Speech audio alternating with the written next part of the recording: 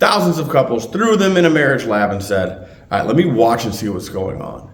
And these 4 things emerged, things that were guaranteed to devastate in the marriage. And he called them the 4 horsemen, which is kind of a cool idea, because even in the world today, when you watch a movie that has any type of apocalyptic end of the world feel to it, there's oftentimes 4 horsemen that are involved, right? And these horsemen bring like disease or destruction on some kind of level, and it's huge. And it's really the same in marriage. There are some things that if you have them in your marriage, they are blowing it up. They are destroying it from the inside. And it's important that you know what they are and do something about them. There's 4 of them. Horseman number one is criticism. I think it's a no-brainer that it's bad. I think people don't realize how bad it is. If a woman is criticizing her husband, I just want him to be better. I just want him to do more things around the house. I just want him to help me a little bit. Even Christian women, I just want him to be the spiritual leader that I know that he can be, and blah, blah, blah. Like, all these things amount to criticisms oftentimes, and they don't build up, they destroy. Okay, there's a difference between edification, the Bible talks about, as something that builds someone up, okay, versus condemnation, which is what tears someone down. And it's easy to spot the difference because an edification is something that when the person receives it, they're uplifted, okay, whereas a criticism is more like a condemnation. All right, and there's no more condemnation to them which are in Christ Jesus. Condemnation tears things down. Even Jesus said, I didn't come to condemn the world, but I came to save the world. And so if your criticism is more like condemnation, which means you're calling out what someone did wrong, what they always do wrong, how they're screwing up, and all that kind of stuff, then you're just criticizing, and that stuff destroys a marriage. It causes partners to shut down and just be done. Okay, you've got to get criticism out of your marriage, and I do have to then talk about, sometimes it just feels like it's criticism, which is almost just as bad as it actually being criticism. There's this thing called, you've lost the right to criticize. You've lost the right to critique. You've lost the right to constructive criticism. Right. The idea of constructive criticism is that it's not bad, right? Like you're saying, okay, this wasn't very good. Let's do this so it can be better. And you may have all the well intentions of all the greatest intentions in the world. You may really have that, but you can lose the right to criticize or do that constructive criticism if you already have a reputation in your marriage of tearing the other person down. If you can understand in yourself that you normally just see the bad in the other person, or it's the bad that you're drawn to, or you're more focused on that, all right, then guarantee you've been critical in your marriage.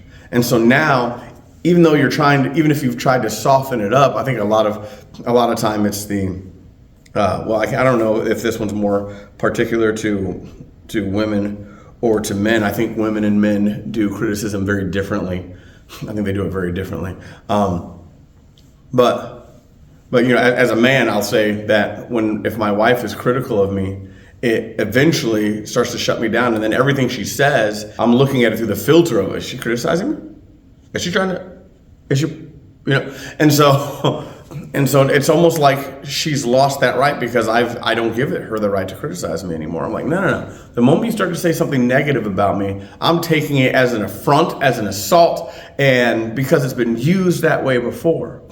Now, that doesn't mean something shouldn't ever be said that's negative about me. Like, at some point in time, someone has to be able to tell me. My wife has to be able to tell me. Your wife or your husband has to be able to tell you that, hey, you do realize that you've messed up here. You do realize that this thing that you do is not a good thing, right? But just being critical, and there's a way to talk about that. There's a way to earn that right back, and we'll have to talk about that at some point in time. The best way to earn a way to constructively call out something that's bad so that it can be replaced with something good. If you've already had a marriage that is filled with criticism, the first thing you need to do, and it's something my wife and I are doing right now, and it's working out very, very well, you need to make the good things, okay, the non-criticisms, the anti-criticisms, the things that are actually edifying and building up, you need to make those known and tangible. All right, tangible. That means concrete. What my wife and I have right now, we have a calendar in our house. It's like one of those big like desk calendars, but ours is on the refrigerator. And in that big old calendar, we have days where each of us have written things down that is wonderful about our spouse that happened on that day. It's specific to that day. It's not, and sometimes it can be just, I like this thing about you or whatever, but these are things, but it's important that they are things that happened in those moments and we called it out and said, boom, right? You don't want to be pointing to something that you remember from the day you guys got married or when you guys first started going out, but you act like that thing isn't there anymore, right? Your spouse needs to see that there are things you do right now currently that you love and appreciate and make you adore them. And that's what we're writing down on our calendar. And I may pat myself on the back with this. I started it because my wife had told me she thought I was always just criticizing her, that I never had anything good to say about her, and that she just feels torn down emotionally and doesn't think she can ever come back from it because I or other people or whatever, she just has all this criticism that's been spoken over her, and she can't see herself as anything else. Well, I said, you know what, I didn't tell her this, I told myself this. I am not going to criticize her at all. Even if it's something that needs to be said, even if there's a way that I've been hurt and I need to like tell her, it can't be received by her right now. And so I'm just going to tangibly write down when I see something good, when I experience something loving from her, I'm going to write it down, put it on the calendar, make sure she knows that I felt, make sure she knows that I saw that. One of them said, I love the way that she helps me with something or whatever, and how it made me feel. I put all that on the calendar. I had a few of those on the calendar. My wife and I got upset one day, had a big fat blowout fight, but then I saw her standing by the refrigerator reading that calendar, and I saw it start to change something in her. And so all of a sudden I go back to the calendar one day, and now she's started writing on it too. And I'm like, what? Blew my, I didn't ask her to. I didn't say, honey, I read somewhere that this is a good thing to do. I actually haven't even read about this idea anywhere, but I'm hoping that you do it. She just fell in line and said, this is a really good thing to do, and started doing it for me too. Oh my gosh, it's been great. And so replace criticism with edification, with building your spouse up, and do it tangibly. And then later on, okay, and not later on like after you've done this for a few days, but after you've established a culture of building each other up in your marriage, then my hypothesis is you'll find the way and the space to talk about the things that you want to be better or fixed or whatever, but they're coming from a space where they know you adore them. They know you adore them. And so you're saying it in a way that they can receive it. You can't fight against insecurities. Criticism and insecurities really like to connect. And so that means even constructive criticism still connect with insecurities. And so you have to deal with that. You have to navigate that too. That's why it's really just easier to build up. One of the things the Bible says is that it's the goodness of God that leads people to repentance. And it says it even in a context. I think it's like Romans 2 or Romans 4. It even says it in a context like, hey, man, all right, do you despise the goodness of God so much? Like the goodness that you yourself needed, that you don't realize that it leads people to repentance? Like it's not the tearing down, it's not the condemnation that that leads people to salvation. It's the goodness of God that does. And I believe it's the goodness that you will bring up in your marriage that will save it, rather than the calling out everything that's bad is going to somehow fix it. That's criticism. The second horseman is contempt. All right, contempt, also known as resentment. Okay, this one's a heavy one. If you've let I think these things are connected. If you take criticisms feed resentment and contempt. All right. There are times, some of you have felt it in a relationship, when someone doesn't even have to say anything. It's just the expression on their face that shows that they're incredibly disgusted with you. Like they're just done. Like, they can't wait to get away from you. They wish you weren't occupying the same space and breathing the same air as them. Their look says that. That is resentment and contempt. And it's bad on both sides. It's bad to feel it, and it's bad to give it. It's bad to know that it's coming your way. It's bad to be the one who's holding on to the resentment and contempt. It destroys everything. And the issue with contempt is that it's kind of reactionary. You almost don't really choose it. It just is there. It feels like you don't choose it. It's just there. It's like bad things have been happening for so long. It's just built up resentment in you. You now have to replace that. Because it's a person who's trying to change. If you continue to look at them with resentment, nothing they do will help you. Nothing they do will help you feel better. Nothing they do will be received, and now it's your fault because you're holding on to contempt and resentment instead. That stuff is very hard to break through. This person over here can change. They can actually change. But you are still living with the memory, and a memory that you're honestly holding tight on to. You're still living with the memory of the bad feelings that they've caused with the things that they have done or haven't done. You have to let resentment go. You have to let contempt go. Contempt is showing disgust for your spouse with things such as name calling and mocking, condescending humor, belittling, demeaning, and body language, rolling your eyes, huffing, glaring, sneering. And contempt grows over time if conflicts are not resolved. Conflict resolution is something that's talked about in marriages all the time. Conflict resolution is not the be-all, end-all to saving a marriage, though.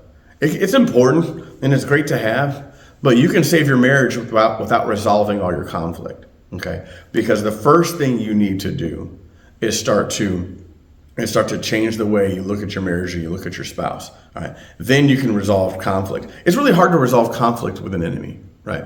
Imagine opposing forces trying to resolve conflict. We live with it in our government, right? We hate, people talk about bipartisanship things in government all the time because it's really important that both sides can finally agree on something, right? And yet it's funny because there'll be these YouTube videos and things like that are made where someone who's vehemently opposed to a certain candidate, someone will read a policy that's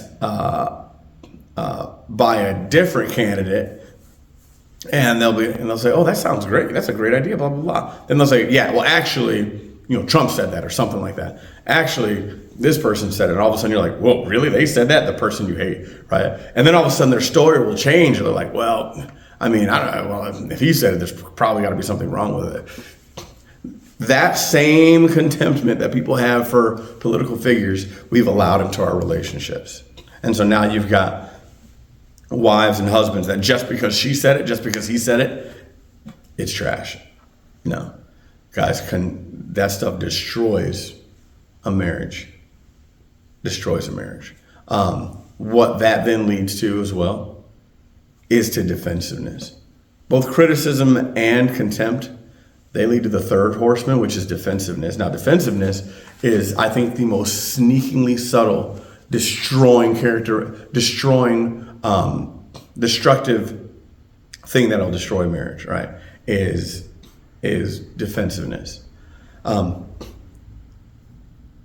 It's sneaky because it's a victim type of mentality. It's a victim type of stance, and it's a victim type of tactic. This idea of, wait, you're attacking me, and so I have to protect myself. I have to defend myself. I'm not letting you walk all over me anymore. I'm not just going to sit here and take it anymore. I'm not going to this. I'm not going to that. Okay, it's all these things, right? But if you're already looking at things through the lens of contempt and resentment, well, then everything feels like an attack, right? Or if you're looking at through the lens of criticism, everything feels like an attack. So then you're always defensive. And defensiveness keeps you from owning the parts of the things that you have done wrong. And your spouse needs to hear. Your spouse needs to hear that you can admit that you've done some things wrong. They need to hear that.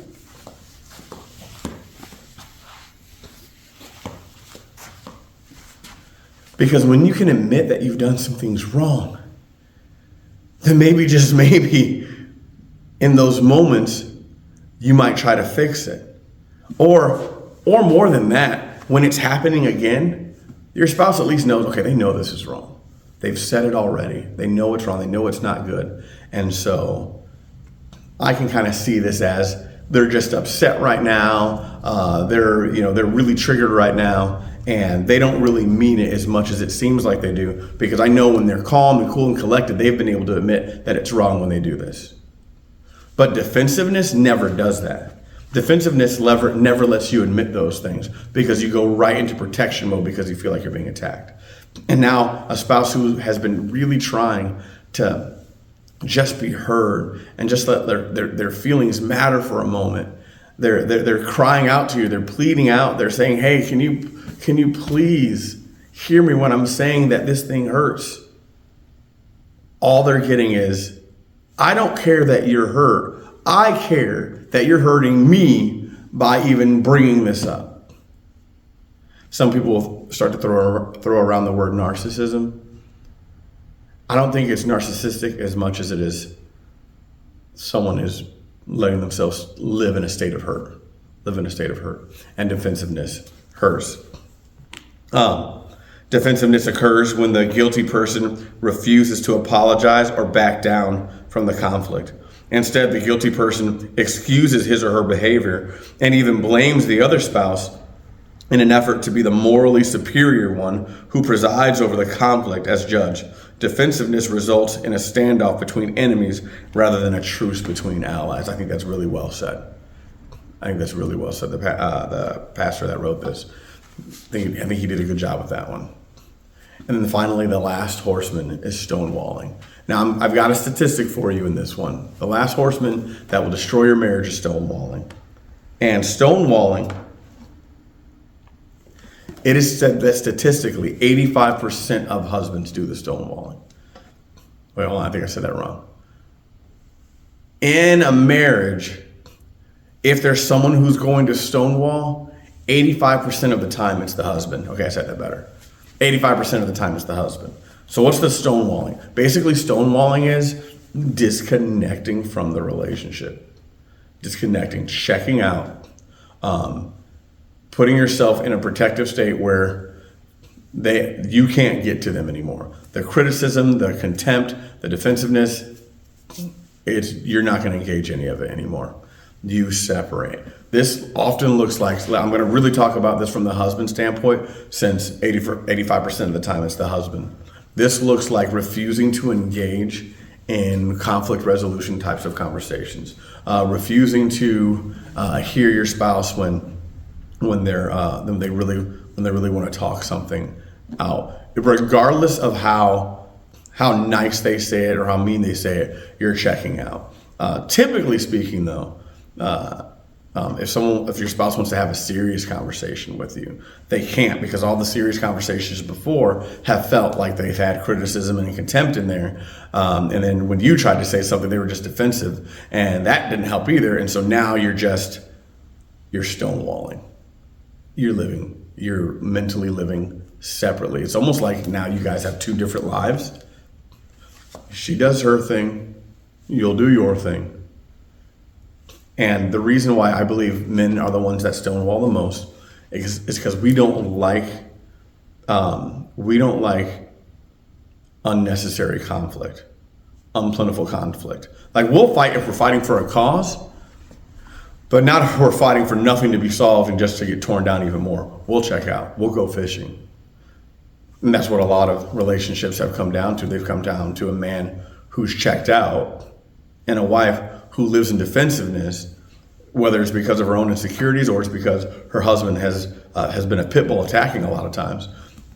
Well, now we've got a husband who is now checking out, and we've got a wife who doesn't understand that he's checking out because of how he's felt in the marriage and all those things. And so you end up with this terribly sad situation where a man is no longer engaging in his relationship the way he needs to. He's literally out on a boat. He's stuck in a bowling alley. He's hanging out with friends. He's crammed in his office. Probably one of the most popular things is he just works.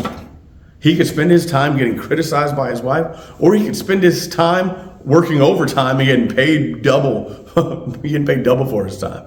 It's almost a no-brainer. But it's sad though, because I've got a lot of friends that work in lucrative types of employment that are hourly. Those factory guys who can make a bunch of money if they work overtime. They work a ton of overtime, and it kills their relationships and it destroys their marriages. They've got all this money and they've traded it, and they've got loneliness for it. Stonewalling is sure to put your relationship not just on its last leg. Your relationship's already on its last leg, and stonewalling will break it out from underneath you, and you almost have no chance of saving your relationship. God can cut through anything. He really can. Stonewalling is really hard. Really hard. You're gonna have to march around Jericho 7 times and start shouting big time to get the walls to fall when there's stonewalling going on. Okay, and I have to be honest, men, it's us that really do it the most.